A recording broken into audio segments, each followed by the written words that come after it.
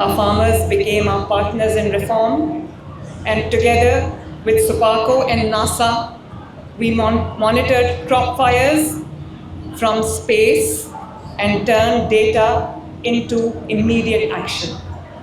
Within 1 year, we cut stubble burning by 65%, according to Supaco, replacing smoke with innovation and introducing for the first ever time 5,000 super seeders, expanding to 15,000 balers and mechanized harvesters through interest-free green loans worth billions. In agriculture, climate-smart farming is replacing the cycle of burning and blame.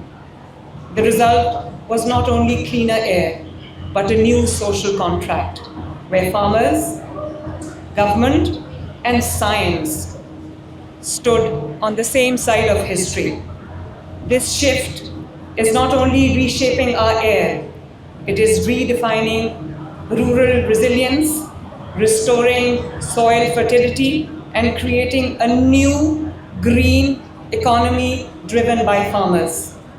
It is a global model for how a developing region can leapfrog from pollution to precision, from residue to regeneration, and from vulnerability to victory.